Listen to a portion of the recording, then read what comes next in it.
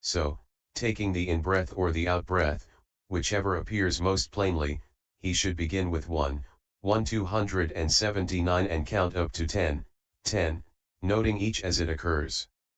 192. As he does his counting in this way, the in-breaths and out-breaths become evident to him as they enter in and issue out. Then he can leave off counting slowly, late, like a grain measurer, and he can count quickly, that is, early, as a cowherd does. For a skilled cowherd takes pebbles in his pocket and goes to the cow pen in the morning, whip in hand, sitting on the bar of the gate, prodding the cows in the back. He counts each one as it reaches the gate, saying 1, 2, dropping a pebble for each. And the cows of the herd, which have been spending the 3 watches of the night uncomfortably in the cramped space, come out quickly in parties, jostling each other as they escape.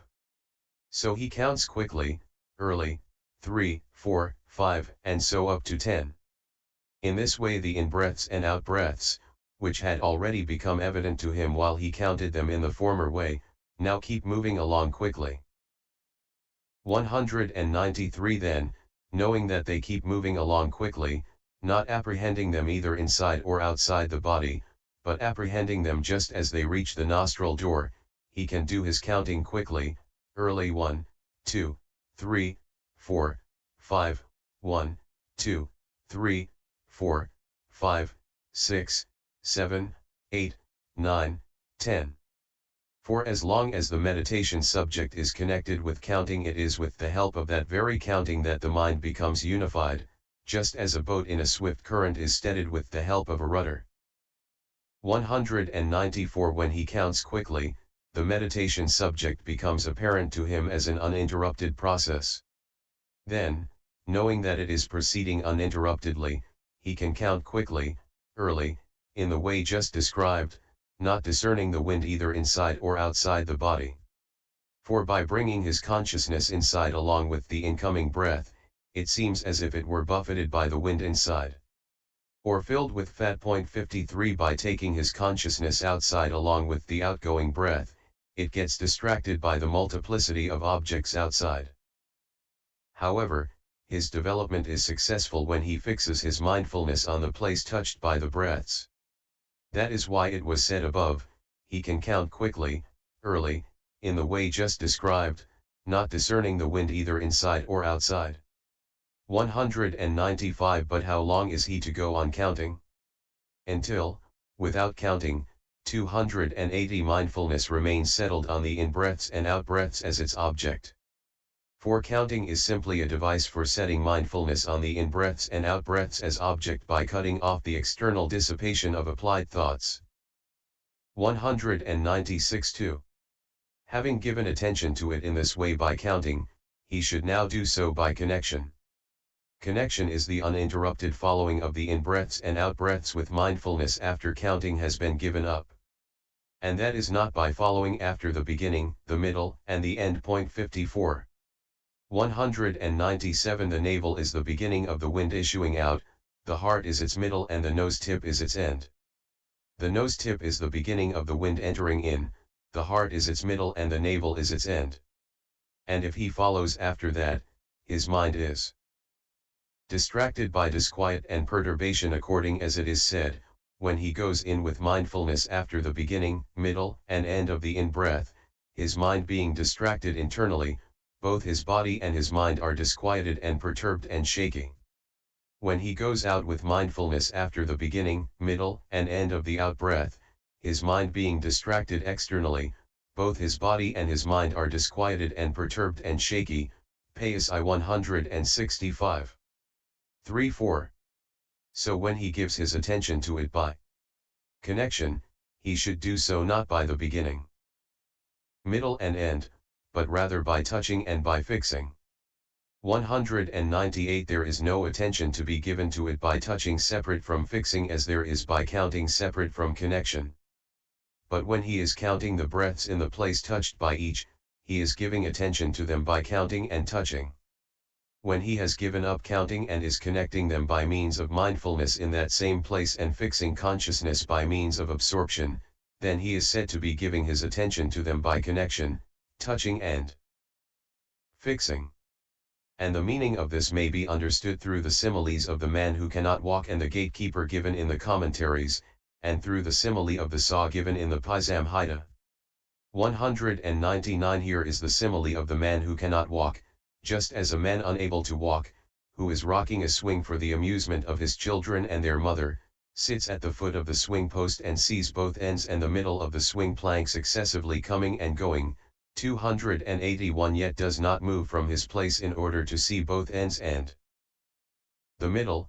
So too, when a bhikkhu places himself with mindfulness, as it were, at the foot of the post for anchoring mindfulness and rocks the swing of the in-breaths and out-breaths, he sits down with mindfulness on the sign at that same place, and follows with mindfulness the beginning, middle, and end of the in-breaths and out-breaths at the place touched by them as they come and go, keeping his mind fixed there.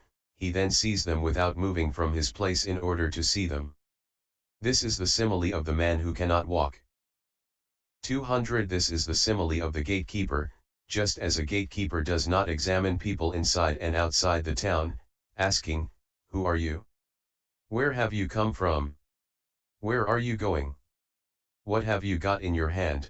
For those people are not his concern, but he does examine each man as he arrives at the gate.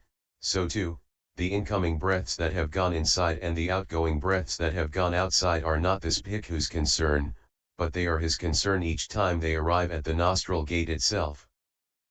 201. Then the simile of the saw should be understood from its beginning. For this is said, sign, in-breath, out-breath, are not object of a single consciousness. By one who knows not these three things development is not obtained. Sign, in-breath, out-breath, are not object of a single consciousness. By one who does know these three things development can be obtained. 202. How is it that these three things are not the object of a single consciousness, that they are nevertheless not unknown, that the mind does not become distracted, that he manifests effort, carries out a task, and achieves an effect?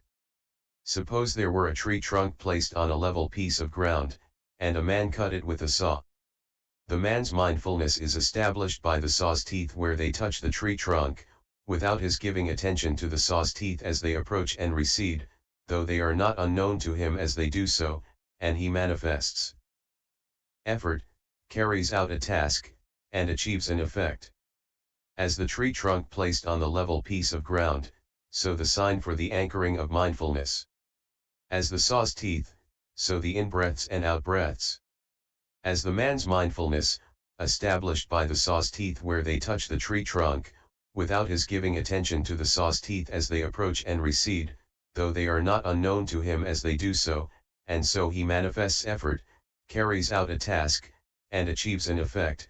282. So too, the bhikkhu sits, having established mindfulness at the nose tip or on the upper lip, without giving attention to the in-breaths and out-breaths as they approach and recede, though they are not unknown to him as they do so, and he manifests effort, carries out a task, and achieves an effect.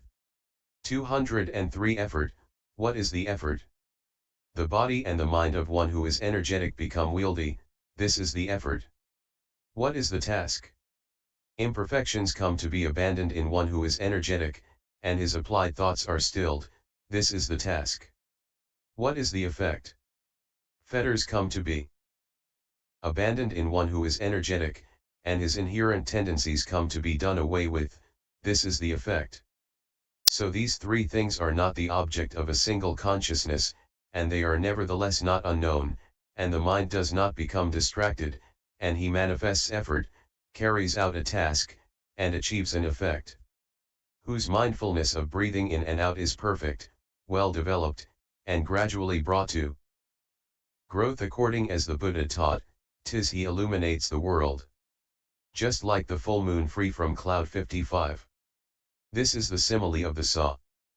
But here it is precisely his not giving attention to the breaths as yet to come and already gone 56 that should be understood as the purpose.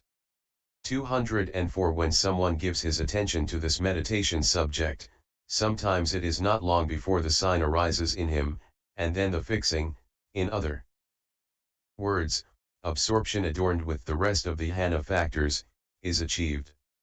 205 After someone has given his attention to counting, then just as when a body that is disturbed sits down on a bed or chair, the bed or chair sags down and creaks and the cover gets rumpled, but when a body that is not disturbed sits down, the bed or chair neither sags down nor creaks, the cover does not get rumpled, and it is as though filled with cotton wool. Why?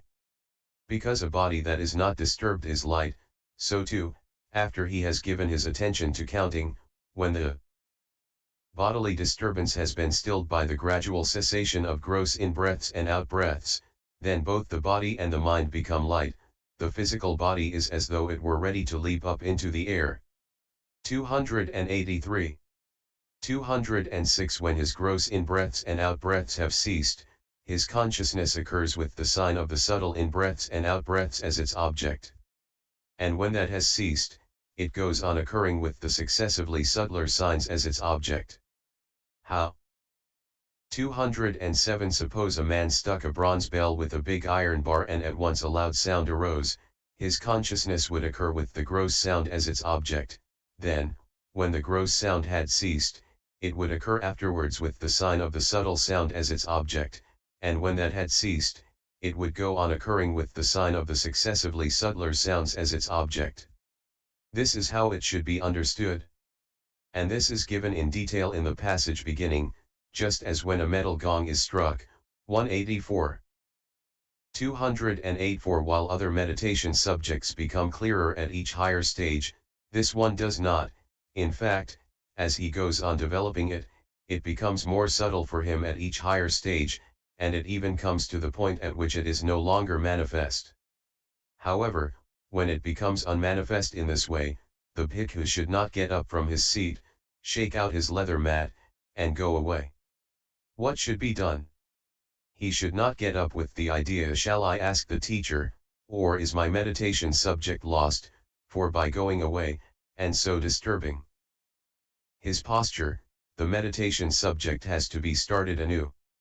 So he should go on sitting as he was and temporarily substitute the place normally touched for the actual breaths as the object of contemplation. 57.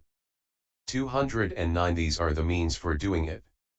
The bhikkhu should recognize the unmanifest state of the meditation subject and consider thus, where do these in-breaths and out-breaths exist? Where do they not? In whom do they exist? In whom not? Then, as he considers thus, he finds that they do not exist in one inside the mother's womb, or in those drowned in water, or likewise in unconscious beings 58 or in the dead, or in those attained to the fourth jhana, or in those born into a fine material or immaterial existence, or in those attained to cessation of perception and feeling.